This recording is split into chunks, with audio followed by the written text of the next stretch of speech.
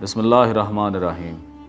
کربلائے معلیٰ میں جب امام پاک، ان کے اہل بیت اور ان کے اصحاب کو شہید کر دیا گیا تو امام پاک کا سر مبارک یزید کے دربار میں پیش کیے گئے، اور اس لعنتی نے امام حسین علیہ السلام کے لبوں پر چھڑی ماری تو وہاں اصحاب رسول موجود تھے، جنہوں نے کہا ہے بدبخت اس چھڑی کو ہٹا، میں نے خود اپنی آنکھوں سے دیکھا ہے، رسول اللہ صلی اللہ علیہ وآلہ وسلم نے خود اپنے ہونٹ ان ہونٹوں پر لگائے ہیں، یعنی امام حسین کے ہونٹوں کو چوما ہے۔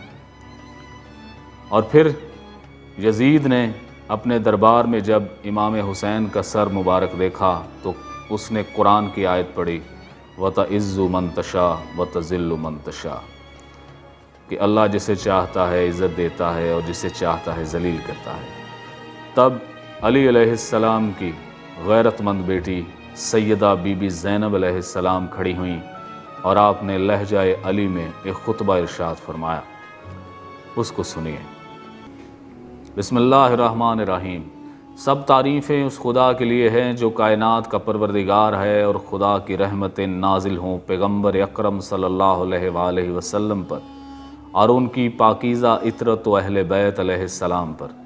اما بعد، بلاخر ان لوگوں کا انجام برا ہے جنہوں نے اپنے دامن حیات کو برائیوں کی سیاہی سے داغدار کر کے اپنے خدا کی آیات کی تکذیب کی اور آیات پروردگار کا مذاق اڑایا ہے۔ اے یزید، کیا تو سمجھتا ہے کہ تو نے ہم پر زمین کے گوشے اور آسمان کے کنارے تنگ کر دیے ہیں، اور آل رسول کو رسیوں اور زنجیروں میں جکڑ کر در بدر پھرانے سے تو خدا کی بارگاہ میں سرفراز ہوا ہے اور ہم رسوا ہوئے ہیں؟ کیا تیرے خیال میں ہم مظلوم ہو کر ذلیل ہو گئے اور تو ظالم بن کر سر بلند ہوا ہے؟ کیا تو سمجھتا ہے کہ ہم پر ظلم کر کے خدا کی بارگاہ میں تجھے شان و مقام حاصل ہو گیا ہے؟ آج تو اپنی ظاہری فتح کی خوشی میں سرمست ہے، مسرت و شادمانی سے سرشار ہو کر اپنے غالب ہونے پر اترا رہا ہے، اور خلافت کے ہمارے مسلمہ حقوق کو غصب کر کے خوشی و سرور کا جشن منانے میں مشغول ہے۔ اپنی غلط سوچ پر مغرور نہ ہو اور ہوش کے سانس لے۔ کیا تو نے خدا کا یہ فرمان بھلا دیا ہے کہ حق کا انکار کرنے والے یہ خیال نہ کریں کہ ہم نے انہیں جو مہلت دی ہے وہ ان کے لیے بہتر ہے، بلکہ ہم نے انہیں اس لیے ڈھیل دے رکھی ہے کہ جی بھر کر اپنے گناہوں میں اضافہ کر لیں، اور ان کے لیے خوفناک عذاب معین کیا جا چکا ہے۔ اس کے بعد فرمایا، اے تلقا کے بیٹے، آزاد کردہ غلاموں کی اولاد، کیا یہ تیرا انصاف ہے کہ تو نے اپنی مستورات اور لونڈیوں کو چادر اور چار دیواری کا تحفظ فراہم کر رکھا ہے، جبکہ رسول زادیوں کو سر برہنہ در بدر پھرا رہا ہے؟ تو نے مخدرات عصمت کی چادریں لوٹ لیں اور ان کی بے حرمتی کا مرتکب ہوا۔ تیرے حکم پر اشقیاء نے رسول زادیوں کو بے نقاب کر کے شہر بشہر پھرایا۔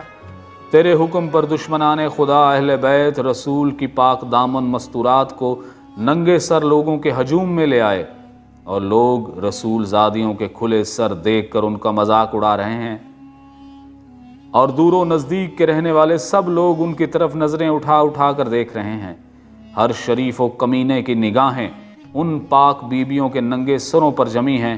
آج رسول زادیوں کے ساتھ ہمدردی کرنے والا کوئی نہیں، آج ان قیدی مستورات کے ساتھ ان کے مرد موجود نہیں ہیں جو ان کی سرپرستی کریں۔ آج آل محمد صلی اللہ علیہ وآلہ وسلم کا معین و مددگار کوئی نہیں۔ اس شخص سے بھلائی کی کیا توقع کی جا سکتی ہے جس کی ماں نے پاکیزہ لوگوں کے جگر کو چبایا ہو، اور اس شخص سے انصاف کی کیا امید ہو سکتی ہے جس نے شہیدوں کا خون پی رکھا ہو؟ وہ شخص جس طرح ہم اہل بیت علیہ السلام پر مظالم ڈھانے میں کمی کر سکتا ہے، جو بغض و عداوت اور کینے سے بھرے ہوئے دل کے ساتھ ہمیں دیکھتا ہے۔ اے یزید، کیا تجھے شرم نہیں آتی کہ تو اپنے بڑے جرم کا ارتکاب کرنے اور اتنے بڑے گناہ کو انجام دینے کے باوجود فخر و مباحثات کرتا ہوا یہ کہہ رہا ہے کہ آج اگر میرے اجداد موجود ہوتے تو ان کے دل باغ باغ ہو جاتے اور مجھے دعائیں دیتے ہوئے کہتے کہ اے یزید تیرے ہاتھ شل نہ ہوں؟ اے یزید، کیا تجھے حیا نہیں آتی کہ تو جوانان جنت کے سردار حسین ابن علی علیہ السلام کے دندان مبارک پر چھڑی مار کر ان کی بے ادبی کر رہا ہے؟ اے یزید، تو کیوں نہ خوش ہو اور فخر و مباحات کے قصیدے پڑھے کیونکہ تو نے اپنے ظلم و استبداد کے ذریعے فرزند رسول اور عبد المطلب کے خاندانی ستاروں کا خون بہا کر ہمارے دلوں کے زخموں کو گہرا کر دیا ہے، اور شجرہ طیبہ کی جڑیں کاٹنے کے گھناؤنے جرم کا مرتکب ہوا ہے۔ تو نے اولاد رسول صلی اللہ علیہ وآلہ وسلم کے خون میں اپنے ہاتھ رنگین کیے ہیں۔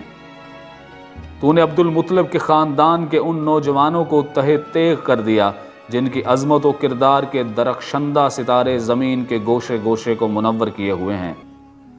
آج تو آل رسول صلی اللہ علیہ وآلہ وسلم کو قتل کر کے اپنے اسراف کو پکار کر انہیں اپنی فتح کے گیت سنانے میں منہمک ہے۔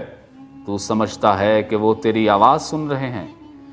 جلدی نہ کر، ان قریب تو بھی اپنے ان کافر بزرگوں کے ساتھ جا ملے گا۔ اس وقت اپنی گفتار و کردار پر پشیمان ہو کر یہ آرزو کرے گا کہ کاش میرے ہاتھ شل ہو جاتے اور میری زبان بولنے سے عاجز ہوتی اور میں نے جو کچھ کیا اور کہا اس سے باز رہتا۔ اس کے بعد سیدہ زینب علیہ السلام نے آسمان کی طرف منہ کر کے بارگاہ الہی میں عرض کیا، اے ہمارے پروردگار، تو نے ہمارا حق ان ظالموں سے ہمیں دلا دے اور تو ہمارے حق کا بدلہ ان سے لے لے۔ اے پروردگار، تو ہی ان ستم گروں سے ہمارا انتقام لے، اور اے خدا، تو ہی ان پر اپنا غضب نازل فرما جس نے ہمارے عزیزوں کو خون میں نہلایا اور ہمارے مددگاروں کو تہہ تیغ کر دیا۔ اے یزید، خدا کی قسم، تو نے جو ظلم کیا ہے یہ اپنے ساتھ ظلم کیا ہے۔ تو نے کسی کی نہیں بلکہ اپنی ہی کھال چاک کی ہے، اور تو نے کسی کا نہیں بلکہ اپنی گوشت کاٹا ہے۔ تو رسول خدا صلی اللہ علیہ وآلہ وسلم کے سامنے ایک مجرم کی صورت میں لایا جائے گا، اور تجھ سے تیرے اس گھنونے جرم کی باز پرس ہوگی کہ تو نے اولاد رسول کا خون ناحق کیوں بہایا اور رسول زادیوں کو کیوں دربدر پھرایا، نیز رسول کے جگر پاروں کے ساتھ ظلم کیوں روا رکھا۔ اے یزید، یاد رکھ کہ خدا آل رسول کا تجھ سے انتقام لے کر ان مظلوموں کا حق انہیں دلائے گا اور انہیں امن و سکون کی نعمت سے مالا مال کر دے گا۔ خدا کا فرمان ہے کہ تم گمان نہ کرو کہ جو لوگ راہ خدا میں مارے گئے وہ مر چکے ہیں، بلکہ وہ ہمیشہ کی زندگی پا گئے اور بارگاہ الہی سے روزی پا رہے ہیں۔ اے یزید، یاد رکھ تو نے جو ظلم آل محمد پر ڈھائے ہیں، اس پر رسول خدا عدالت الہی میں تیرے خلاف شکایت کریں گے اور جبرائیل امین آل رسول کی گواہی دیں گے۔ پھر خدا اپنے عدل و انصاف کے ذریعے تجھے سخت عذاب میں مبتلا کر دے گا، اور یہی بات تیرے برے انجام کے لیے کافی ہے۔ ان قریب وہ لوگ بھی اپنے انجام کو پہنچ جائیں گے جنہوں نے تیرے لیے ظلم و استبداد کی بنیادیں مضبوط کیں اور تیری آمرانہ سلطنت کی بساط بچھا کر تجھے اہل اسلام پر مسلط کر دیا۔ ان لوگوں کو بہت جلد معلوم ہو جائے گا کہ ستم گروں کا انجام برا ہوتا ہے اور کس کے ساتھی ناتوانی کا شکار ہیں۔ اس کے بعد فرمایا، اے یزید، یہ گردش ایام اور حوادث روزگار کا اثر ہے کہ مجھے تجھ جیسے بد نہاد برے انسان سے ہم کلام ہونا پڑا، اور میں تجھ جیسے ظالم و ستم گر سے گفتگو کر رہی ہوں۔ لیکن یاد رکھ، میری نظر میں تو ایک نہایت پست اور گھٹیا شخص ہے جس سے کلام کرنا بھی شریفوں کی توہین ہے۔ میری اس جرت سخن پر تو مجھے اپنے ستم کا نشانہ ہی کیوں نہ بنا دے، لیکن میں اسے ایک عظیم امتحان اور آزمائش سمجھتے ہوئے صبر و استقامت اختیار کروں گی۔ آج ہماری آنکھیں اشکبار اور سینوں میں آتش غم کے شعلے بھڑک رہے ہیں۔ افسوس تو اس بات پر ہے کہ شیطان کے ہم نوا اور بدنام لوگوں نے رحمان کے سپاہیوں اور پاکیزہ لوگوں کو تہہ تیغ کر ڈالا، اور ابھی تک اس شیطانی ٹولے کے ہاتھوں سے ہمارے پاک خون کے قطرے ٹپک رہے ہیں۔ ان کے ناپاک دہن ہمارے گوشت چبانے میں مصروف ہیں، اور صحرا کے بھیڑیے ان پاکیزہ شہیدوں کی مظلوم لاشوں کے ارد گرد گھوم رہے ہیں، اور جنگل کے نجس درندے ان پاکیزہ جسموں کی بے حرمتی کر رہے ہیں۔